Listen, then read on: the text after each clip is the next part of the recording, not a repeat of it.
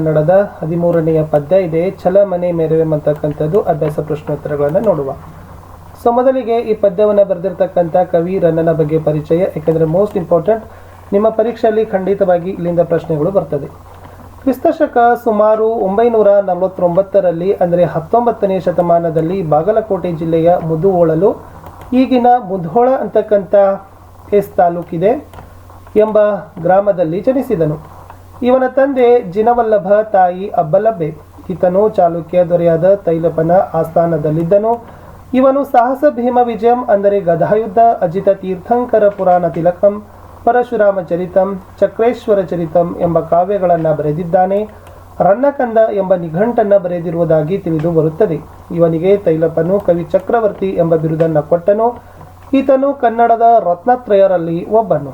ಕೊಟ್ಟಿರೋ ಪ್ರಶ್ನೆಗಳನ್ನು ಒಂದೊಂದು ವಾಕ್ಯದಲ್ಲಿ ಉತ್ತರಿಸಿರಿ. ಮೊದಲ ಪ್ರಶ್ನೆ, ಭೀಷ್ಮಾಚಾರ್ಯರ ಮಾತನ್ನ ಮೀರದವರು ಯಾರು? ಸೊ ಉತ್ತರ ಇದೆ, ಪಾಂಡವರು ಭೀಷ್ಮಾಚಾರ್ಯರ ಮಾತನ್ನ ಮೀರುವುದಿಲ್ಲ. ಪ್ರಶ್ನೆ 2, ದುರ್ಯೋಧನನಿಗೆ ಭೀಷ್ಮಾಚಾರ್ಯರು ಯಾವ ಭರವಸೆಯನ್ನ ನೀಡಿದರು?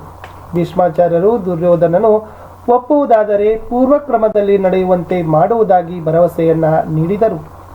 ಪ್ರಶ್ನೆ 3, ನಿಮಗೆ ನಮಸ್ಕರಿಸಿ ಹೋಗಲು ಬಂದೆನಷ್ಟೇ ಎಂದು ದುರ್ಯೋಧನ ಯಾರಿಗೆ ಹೇಳುವನು? ನಿಮಗೆ ನಮಸ್ಕರಿಸಿ ಹೋಗಲು ಬಂದೆನಷ್ಟೇ ಎಂದು ದುರ್ಯೋಧನನು ಭೀಷ್ಮಾಚಾರ್ಯರಿಗೆ ಹೇಳಿದನು. 4ನೇ ಪ್ರಶ್ನೆ, ದುರ್ಯೋಧನನು ಭೀಷ್ಮರ ಬಳಿಗೆ ಏಕೆ ಬಂದೆನೆಂದು ಹೇಳಿದನು? ದುರ್ಯೋಧನನು ಭೀಷ್ಮರಿಗೆ ನಮಸ್ಕರಿಸಿ ಹೋಗಬೇಕೆಂದು ಬಂದೆನೆಂದು ಹೇಳಿದನು. 5ನೇ ಪ್ರಶ್ನೆ, ದಿನಪಸುತ ಎಂದರೆ ಯಾರು? ಉತ್ತರ, ದಿನಪಸುತ ಎಂದರೆ ಕರ್ಣ. 6ನೇ ಪ್ರಶ್ನೆ, ಯಾರಿಬ್ಬರನ್ನು ಕೊಂದ ಬಳಿಕ ಸಂಧಿ ಮಾಡಿಕೊಳ್ಳುವುದಾಗಿ ದುರ್ಯೋಧನ ಹೇಳುತ್ತಾನೆ? ಉತ್ತರ, ಭೀಮ ಮತ್ತು ಅರ್ಜುನನನ್ನು ಕೊಂದ ಬಳಿಕ ಸಂಧಿ ಮಾಡಿಕೊಳ್ಳುವುದಾಗಿ ದುರ್ಯೋಧನ ಹೇಳುತ್ತಾನೆ. ಪ್ರಶ್ನೆ 7, ಛಲವನ್ನೇ ಮೆರೆಯುವುದಾಗಿ ನಿರ್ಧರಿಸಿದವರು ಯಾರು? ಉತ್ತರ, ಛಲವನ್ನೇ ಮೆರೆಯುವುದಾಗಿ ನಿರ್ಧರಿಸಿದವರು ದುರ್ಯೋಧನ. 8ನೇ ಪ್ರಶ್ನೆ, ಅಂತಕಾತ್ಮಜ ಎಂದರೆ ಯಾರು? ಉತ್ತರ, ಅಂತಕಾತ್ಮಜ ಎಂದರೆ ಧರ್ಮರಾಯ. 9ನೇ ಪ್ರಶ್ನೆ, ಕರ್ಣ ಮತ್ತು ದುಶ್ಯಾಸನರನ್ನ ಕೊಂದವರು ಯಾರು? ಕರ್ಣನನ್ನು ಅರ್ಜುನ ಮತ್ತು ದುಶ್ಯಾಸನನನ್ನು ಭೀಮನು ಕೊಂದನು. 10ನೇ ಪ್ರಶ್ನೆ, ದುರ್ಯೋಧನನು ಯಾವುದಕ್ಕೋಸ್ಕರ ಯುದ್ಧ ಮಾಡುವುದಾಗಿ ಹೇಳಿದನು? ಸೊ ದುರ್ಯೋಧನನು ಛಲಕ್ಕಾಗಿ ಯುದ್ಧ ಮಾಡುವುದಾಗಿ ಹೇಳಿದನು. 11ನೇ ಪ್ರಶ್ನೆ, ದುರ್ಯೋಧನನು ಯುದ್ಧರಂಗಕ್ಕೆ ಯಾರನ್ನು ನೋಡಲು ಬಂದನು? ದುರ್ಯೋಧನನು ಯುದ್ಧರಂಗಕ್ಕೆ ಭೀಷ್ಮಾಚಾರ್ಯರನ್ನು ನೋಡಲು ಬಂದನು. 12ನೇ ಪ್ರಶ್ನೆ, ಪಾಂಡವರೊಡನೆ ಸಂಧಿ ಮಾಡಿಕೊಳ್ಳುವಂತೆ ದುರ್ಯೋಧನನಿಗೆ ಯಾರು ಹೇಳಿದರು? ಪಾಂಡವರೊಡನೆ ಸಂಧಿ ಮಾಡಿಕೊಳ್ಳುವಂತೆ ದುರ್ಯೋಧನನಿಗೆ ಭೀಷ್ಮಾಚಾರ್ಯರು ಹೇಳಿದರು. 13ನೇ ಪ್ರಶ್ನೆ, ದುರ್ಯೋಧನನು ಈ ನೆಲದೊಡನೆ ಬಾಳುವುದಿಲ್ಲ ಎನ್ನಲು ಕಾರಣವೇನು? ದಿನಪಸುತನಾದ ಕರ್ಣನನ್ನು ಕೊಲ್ಲಿಸಿದ ಕಾರಣ ಈ ನೆಲದೊಡನೆ ಬಾಳುವುದಿಲ್ಲ ಎನ್ನುತ್ತಾನೆ. 14ನೇ ಪ್ರಶ್ನೆ, ಯಾರೊಡನೆ ಸಂಧಿ ಮಾಡಿಕೊಳ್ಳುವುದಾಗಿ ದುರ್ಯೋಧನನು ಭೀಷ್ಮರಿಗೆ ಹೇಳುತ್ತಾನೆ? ಅಂತಕಾತ್ಮಜ ಅಂದರೆ ಧರ್ಮರಾಯರೊಡನೆ ಸಂಧಿ ಮಾಡಿಕೊಳ್ಳುವುದಾಗಿ ದುರ್ಯೋಧನ ಭೀಷ್ಮರಿಗೆ ಹೇಳುತ್ತಾನೆ. 15ನೇ ಪ್ರಶ್ನೆ, ದುರ್ಯೋಧನನಿಗೆ ಅಹಿತರು ಯಾರು? ದುರ್ಯೋಧನನಿಗೆ ಅಹಿತರು ಪಾಂಡವರು. 16ನೇ ಪ್ರಶ್ನೆ, ದುರ್ಯೋಧನನ ಪ್ರೀತಿಯ ಗೆಳೆಯ ಯಾರು? ದುರ್ಯೋಧನನ ಪ್ರೀತಿಯ ಗೆಳೆಯ ಕರ್ಣ. 17ನೇ ಪ್ರಶ್ನೆ, ದುರ್ಯೋಧನನ ಪ್ರೀತಿಯ ತಮ್ಮನ ಹೆಸರೇನು? ದುರ್ಯೋಧನನ ಪ್ರೀತಿಯ ತಮ್ಮನ ಹೆಸರು ದುಶ್ಯಾಸನ. 18ನೇ ಪ್ರಶ್ನೆ, ದುರ್ಯೋಧನನು ತಾನು ಯಾರೊಡನೆ ಯುದ್ಧ ಮಾಡಿಯೇ ತೀರುವೆನೆಂದು ಹೇಳುತ್ತಾನೆ? ದುರ್ಯೋಧನನು ತಾನು ಭೀಮ ಮತ್ತು ಅರ್ಜುನನೊಡನೆ ಯುದ್ಧ ಮಾಡಿಯೇ ತೀರುವೆನೆಂದು ಹೇಳುತ್ತಾನೆ. ಕೊಟ್ಟಿರೋ ಪ್ರಶ್ನೆಗಳಿಗೆ 3-4 ವಾಕ್ಯಗಳಲ್ಲಿ ಉತ್ತರಗಳನ್ನು ಬರೀಬೇಕು. ಮೊದಲ ಪ್ರಶ್ನೆ, ತಾನು ಹೋರಾಡುತ್ತಿರುವುದು ನೆಲಕ್ಕಲ್ಲ ಛಲಕ್ಕೆ ಎಂಬುದನ್ನು ದುರ್ಯೋಧನ ಹೇಗೆ ವಿವರಿಸುತ್ತಾನೆ? ದುರ್ಯೋಧನನು ಭೀಷ್ಮಾಚಾರ್ಯರಿಗೆ ನಾನು ಭೂಮಿಗಾಗಿ ಹೋರಾಡುತ್ತಿಲ್ಲ, ಆದರೆ ನನ್ನ ಛಲಕ್ಕಾಗಿ ಪಾಂಡವರೊಡನೆ ಹೋರಾಡುವೆನು. ಈ ಭೂಮಿ ನನಗೆ ಪಾಳು ಭೂಮಿಗೆ ಸಮ. ನನ್ನ ಒಡ ಹುಟ್ಟಿದ 100 ಮಂದಿ ಸಹೋದರರು ಯುದ್ಧದಲ್ಲಿ ಹೋರಾಡಿ ಸತ್ತರು. ಸತ್ತವರೇನು ಮತ್ತೆ ಹುಟ್ಟುವುದಿಲ್ಲವೇ? ಆದ್ದರಿಂದ ಪಾಂಡವರೊಡನೆ ಹೋರಾಡಿ ನನ್ನ ಛಲವನ್ನೇ ಮೆರೆಯುತ್ತೇನೆ ಎಂದು ಹೇಳುತ್ತಾನೆ. ಪ್ರಶ್ನೆ 2, ಈ ನೆಲದೊಡನೆ ತಾನು ಸಹಬಾಳ್ವೆ ಮಾಡುವುದಿಲ್ಲವೆಂದು ದುರ್ಯೋಧನ ಹೇಳುವುದೇಕೆ? ಉತ್ತರ, ಭೀಷ್ಮಾಚಾರ್ಯರು ಪಾಂಡವರೊಡನೆ ಸಂಧಿ ಮಾಡಿಕೋ ಎಂದು ಸಲಹೆ ಮಾಡಿದಾಗ ದುರ್ಯೋಧನನು ಅದಕ್ಕೆ ಒಪ್ಪುವುದಿಲ್ಲ. ಅವನು ನಾನು ಭೂಮಿಗಾಗಿ ಹೋರಾಡುತ್ತಿಲ್ಲ, ಛಲಕ್ಕಾಗಿ ಪಾಂಡವರೊಡನೆ ಹೋರಾಡುವೆನು. ಈ ಭೂಮಿ ನನಗೆ ಪಾಳು ಭೂಮಿಗೆ ಸಮ. ಪ್ರಿಯ ಗೆಳೆಯನಾದ ಕರ್ಣನನ್ನ ಕೊಲ್ಲಿಸಿದ ಈ ಭೂಮಿಯೊಡನೆ ನಾನು ಮತ್ತೆ ಸಹಬಾಳ್ವೆ ಮಾಡುವುದಿಲ್ಲ ಎನ್ನುತ್ತಾನೆ. ಪ್ರಶ್ನೆ 3, ಪಾರ್ಥ ಭೀಮರ ಬಗೆಗೆ ದುರ್ಯೋಧನನ ಅಭಿಪ್ರಾಯವೇನು? ನನ್ನ ಪ್ರೀತಿಯ ಗೆಳೆಯ ಕರ್ಣನನ್ನ ನನ್ನ ಪ್ರೀತಿಯ ತಮ್ಮನಾದ ದುಶ್ಯಾಸನನನ್ನು ಕೊಂದ ಅರ್ಜುನ ಮತ್ತು ಭೀಮ ಬದುಕಿರುವವರೆಗೆ ನನ್ನ ದೇಹದಲ್ಲಿ ಪ್ರಾಣ ಇರುವವರೆಗೆ ನಾನು ಸಂಧಿ ಮಾಡಿಕೊಳ್ಳಲು ಒಪ್ಪುವುದಿಲ್ಲ. ಮೊದಲು ಆ ಇಬ್ಬರನ್ನ ಕೊಲ್ಲುವೆನು, ಅವರನ್ನ ಕೊಂದ ಬಳಿಕ ಧರ್ಮರಾಜನೊಡನೆ ಸಂಧಿ ಮಾಡಿಕೊಳ್ಳುತ್ತೇನೆ ಎಂಬುದು ಪಾರ್ಥ ಭೀಮರ ಬಗೆಗೆ ದುರ್ಯೋಧನನ ಅಭಿಪ್ರಾಯವಾಗಿದೆ. ಮುಂದಿನ ಪ್ರಶ್ನೆ, ಈ ಕೊಟ್ಟಿರೋ ಪ್ರಶ್ನೆಗಳನ್ನು 8-10 ವಾಕ್ಯಗಳಲ್ಲಿ ಉತ್ತರಗಳನ್ನು ಬರೀಬೇಕು.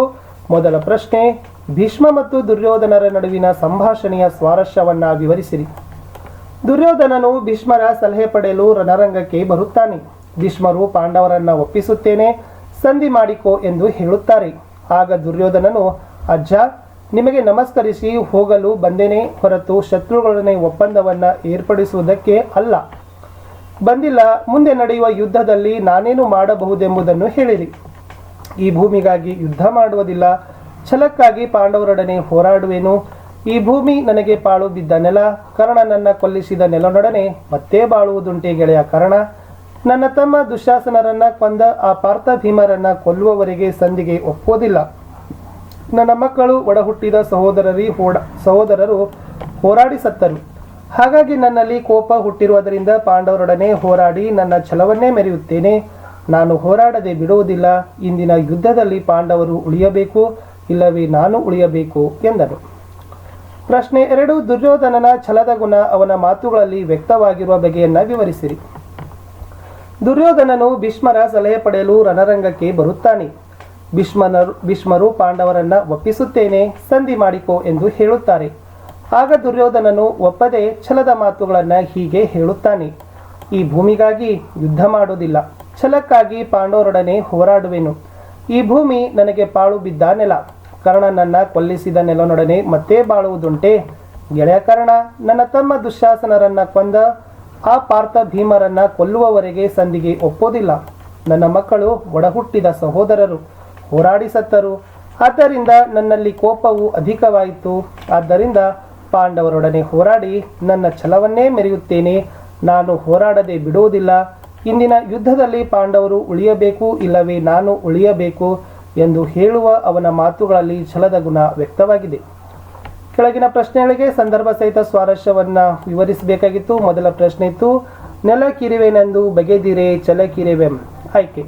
ಈ ವಾಕ್ಯವನ್ನ ಮಹಾಕವಿ ರನ್ನ ರಚಿಸಿರುವ ಸಾಹಸ ಭೀಮ ವಿಜಯ ಎಂಬ ಕೃತಿಯಿಂದ ಆರಿಸಲಾಗಿರುವ ಛಲಮೆನೆ ಮರೆವೆಂ ಎಂಬ ಪದ್ಯಭಾಗದಿಂದ ಆರಿಸಿಕೊಳ್ಳಲಾಗಿದೆ. ಸಂದರ್ಭ, ಭೀಷ್ಮಾಚಾರ್ಯರು ಪಾಂಡವರೊಡನೆ ಸಂಧಿ ಮಾಡಿಕೋ ಎಂದು ಹೇಳಿದಾಗ ದುರ್ಯೋಧನನು, ನಾನು ಈ ಭೂಮಿಗಾಗಿ ಹೋರಾಡುತ್ತಿಲ್ಲ, ಆದರೆ ನನ್ನ ಛಲಕ್ಕಾಗಿ ಪಾಂಡವರೊಡನೆ ಹೋರಾಡುವೆನು. ಈ ಭೂಮಿ ನನಗೆ ಪಾಳು ಭೂಮಿಗೆ ಸಮ ಎಂದು ಹೇಳೋ ಸಂದರ್ಭದಲ್ಲಿ ಈ ಮಾತನ್ನ ಹೇಳುತ್ತಾನೆ. ಸ್ವಾರಸ್ಯ, ದುರ್ಯೋಧನನ ಈ ಮಾತಿನಲ್ಲಿ ಛಲದಿಂದ ಬಾಳುವುದೇ ನಿಜವಾದ ಕ್ಷತ್ರಿಯನ ಗುಣ ಎಂಬುದು ಸ್ವಾರಸ್ಯಪೂರ್ಣವಾಗಿ ಮೂಡಿಬಂದಿದೆ. ಎರಡನೇ ವಾಕ್ಯ ಇತ್ತು, ಸಮರದೊಳೆನ ಗಜ್ಜ ಪೇರೆ ಮಾವುದು ಕಜ್ಜಂ. ಆಯ್ಕೆ. ಈ ವಾಕ್ಯವನ್ನ ಮಹಾಕವಿ ರನ್ನ ರಚಿಸಿರುವ ಸಾಹಸ ಭೀಮ ವಿಜಯ ಎಂಬ ಕೃತಿಯಿಂದ ಆರಿಸಲಾಗಿರುವ ಛಲಮನೆ ಮೆರೆವೆಂ ಎಂಬ ಪದ್ಯಭಾಗದಿಂದ ಆರಿಸಲಾಗಿದೆ. ಸಂದರ್ಭ, ಭೀಷ್ಮಾಚಾರ್ಯರು ಪಾಂಡವರೊಡನೆ ಸಂಧಿ ಮಾಡಿಕೋ ಎಂದು ಹೇಳಿದಾಗ ದುರ್ಯೋಧನನು, ಅಜ್ಜ, ನಿಮಗೆ ನಮಸ್ಕರಿಸಿ ಹೋಗಲೆಂದೇ ಬಂದೇನೆ ಹೊರತು ಶತ್ರುಗಳೊಡನೆ ಒಪ್ಪಂದವನ್ನ ಏರ್ಪಡಿಸುವುದಕ್ಕೆಂದು ಬಂದಿಲ್ಲ. ಮುಂದೆ ನಡೆಯುವ ಯುದ್ಧದಲ್ಲಿ ನಾನೇನು ಮಾಡಬಹುದೆಂಬುದನ್ನು ಹೇಳಿರಿ ಎನ್ನುವ ಸಂದರ್ಭದಲ್ಲಿ ಈ ಮಾತನ್ನ ಹೇಳುತ್ತಾನೆ. ಸ್ವಾರಸ್ಯ, ಈ ಮಾತಿನಲ್ಲಿ ಸಂಧಿ ಮಾಡಿಕೊಳ್ಳುವ ಮಾತೊಂದನ್ನು ಬಿಟ್ಟು ಯುದ್ಧದಲ್ಲಿ ನನ್ನ ಕೆಲಸ ಏನೆಂಬುದನ್ನು ಹೇಳಿ ಎಂಬುದು ಇಲ್ಲಿನ ಸ್ವಾರಸ್ಯವಾಗಿದೆ. ಮೂರನೇ ಸಂದರ್ಭ ಸಹಿತ ಸ್ವಾರಸ್ಯ ಬರೀಲಿಕ್ಕೆ ವಾಕ್ಯ ಇತ್ತು, ಪಾಂಡವರೊಳೆರಿದು ಛಲಮೆನೆ ಮೆರೆವೆಂ. ಆಯ್ಕೆ. ಈ ವಾಕ್ಯವನ್ನ ಮಹಾಕವಿ ರನ್ನ ರಚಿಸಿರುವ ಸಾಹಸ ಭೀಮ ವಿಜಯ ಎಂಬ ಕೃತಿಯಿಂದ ಆರಿಸಲಾಗಿರುವ ಛಲಮನೆ ಮೆರೆವೆಂ ಎಂಬ ಪದ್ಯಭಾಗದಿಂದ ಆರಿಸಿಕೊಳ್ಳಲಾಗಿದೆ. ಭೀಷ್ಮಾಚಾರ್ಯರು ಪಾಂಡವರೊಡನೆ ಸಂಧಿ ಮಾಡಿಕೋ ಎಂದು ಹೇಳಿದಾಗ ದುರ್ಯೋಧನನು, ನನ್ನ ಮಕ್ಕಳು ಒಡಹುಟ್ಟಿದ ಸಹೋದರರು ಹೋರಾಡಿ ಸತ್ತರು. ಹಾಗಾಗಿ ನನ್ನಲ್ಲಿ ಕೋಪ ಹುಟ್ಟಿರುವುದರಿಂದ ಪಾಂಡವರೊಡನೆ ಹೋರಾಡಿ ನನ್ನ ಛಲವನ್ನೇ ಮೆರೆಯುತ್ತೇನೆ. ನಾನು ಹೋರಾಡದೆ ಬಿಡುವುದಿಲ್ಲ ಎನ್ನುವ ಸಂದರ್ಭದಲ್ಲಿ ದುರ್ಯೋಧನ ಈ ಮಾತನ್ನ ಹೇಳುತ್ತಾನೆ. ಸ್ವಾರಸ್ಯ, ಛಲಕ್ಕಾಗಿ ಹೋರಾಡುವ ದುರ್ಯೋಧನನ ಕ್ಷಾತ್ರಗುಣ ಇಲ್ಲಿ ಸ್ವಾರಸ್ಯಪೂರ್ಣವಾಗಿ ವ್ಯಕ್ತವಾಗಿದೆ. ನಾಲ್ಕನೇ ವಾಕ್ಯ, ಮೇನಾಯ್ತು ಕೌರವಂಗ ವನಿತಾಳಂ. ಆಯ್ಕೆ.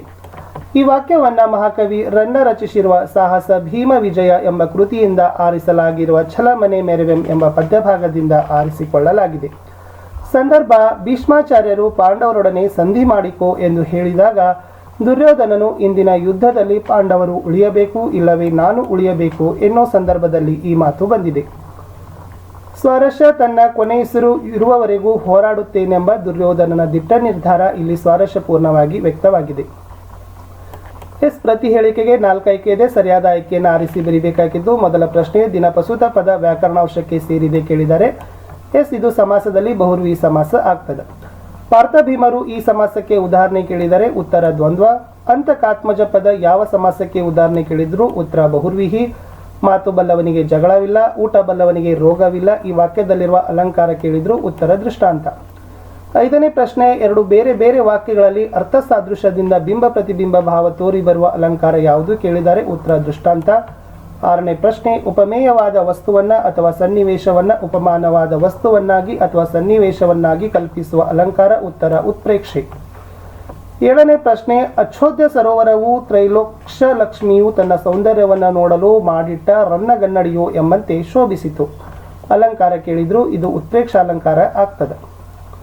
ಇನ್ನು ನೆಕ್ಸ್ಟ್ ಸಂಬಂಧೀಕರಣ ಪದ ಇದೆ. ಅಸು ಪ್ರಾಣ ಅವನಿ ಭೂಮಿ, ಕಜ್ಜ ಕಾರ್ಯ ಅಜ್ಜ ಆರ್ಯ, ಯಗನ ಇತ್ತು ಇದು ತಗನ ಇದೆ, ಗುರು ಲಘು ಮೂರಿರೆ ಮನಗನ, ಗುರು ಲಘು ನಡಿವಿರೆ ಜರಗನ.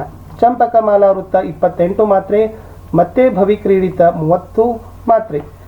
ಸ ಭ ರ ನ ಮ ಯ ಮತ್ತೆ ಭವಿ ಕ್ರೀಡಿತ, ನಜ ಭಜ ಝಂಜರಂ ಚಂಪಕ ಮಾಲಾ ವೃತ್ತ.